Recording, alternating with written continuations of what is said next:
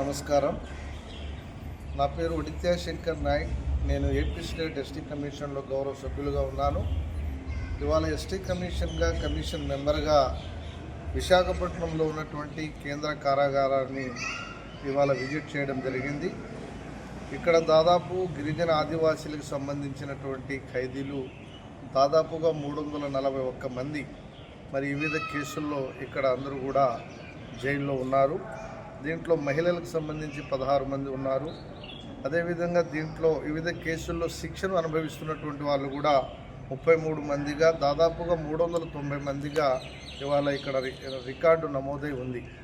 అంటే దీంట్లో ఎక్కువ మంది గంజాయి కేసుల్లో మరి ఇక్కడ ఎక్కువ మంది కూడా ఈ జైల్లో ఉన్నట్లు ఇవాళ మన రికార్డు ద్వారా, అదేవిధంగా ఇవాళ మనం ప్రత్యక్షంగా జైలుకి రావడం ద్వారా ఎవరైతే విక్టిమ్స్ ఉన్నారో మరి వాళ్ళందరినీ కూడా మనం కలిసే క్రమంలో మరి ఇవాళ మనకు వాళ్ళ యొక్క సాధక బాధకాలన్నీ కూడా తెలుసుకోవడం జరిగింది.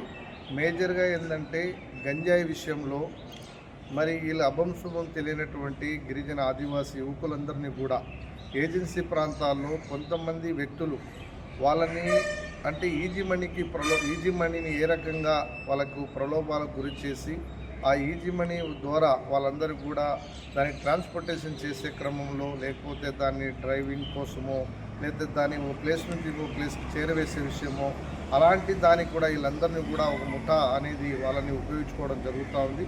అక్కడ సరైనటువంటి అంటే విద్య లేకపోవడం వల్ల, నిరక్షరాస్యులు ఎక్కువగా ఉండడం వల్ల, విద్య లేకపోవడం వల్ల ఈ గంజాయి కేసుల్లో ఒకసారి దొరికితే దాని ద్వారా వాళ్ళకి జరిగేటువంటి నష్టం వాళ్ళకి తెలియకపోవడం వల్ల ఇవాళ అక్కడ ఉపాధి అవకాశాలు లేకపోవడం, కుటుంబాన్ని వారికి జీవనాన్ని ఏ రకంగా మరి ఏదో పద్ధతుల్లో బతకాలనేటువంటి దాంట్లో ఇలాంటి తప్పులు చేస్తున్నట్టు ఇవాళ మనకంతా కూడా వాళ్ళని అడిగి మరి మాట్లాడే క్రమంలో, తెలుసుకునే క్రమంలో వాళ్ళందరూ కూడా వాళ్ళ ఆవేదనని ఈ రకంగా ఇవాళ కమిషన్ ముందు మరి వారు చెప్పడం జరిగింది.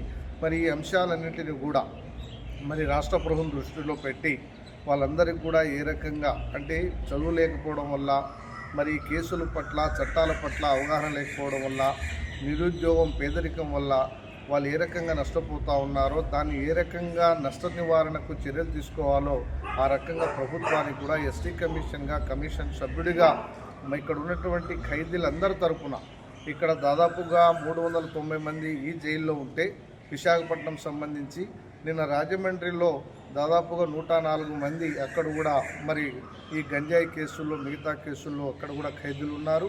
అక్కడ కూడా మహిళలకు సంబంధించి 12 మంది మహిళలు కూడా అక్కడ ఉన్నారు. దాదాపుగా అంటే 500 మంది కేవలం రాజమండ్రి, విశాఖపట్నంలో ఉన్నటువంటి కేంద్ర కారాగారంలో దాదాపుగా 500 మంది అమాయక గిరిజన ఆదివాసీ బిడ్డలు ఇవాళ వాళ్ళు జీవితం అనేది ఇక్కడ వెల్లదీస్తూ ఉన్నారు.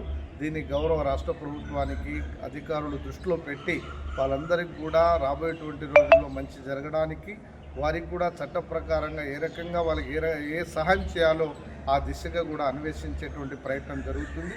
దీని మీద పూర్తి అవగాహన కూడా ఏజెన్సీ ప్రాంతాల్లో, ఆదివాసీ గిరిజన ప్రాంతాల్లో, యువకుల్లో, ఆ ప్రాంత ప్రజల్లో కూడా కల్పించి ఈ గాంజా నుంచి ఆ ప్రజల్ని విముక్తి చేసేదానికి కూడా మరి రాష్ట్ర ప్రభుత్వం తరఫున ఎస్టీ కమిషన్గా మా వంతు కృషి చేస్తామని మీ ద్వారా తెలియజేస్తూ సెలవు తీసుకుంటా ఉన్నాను.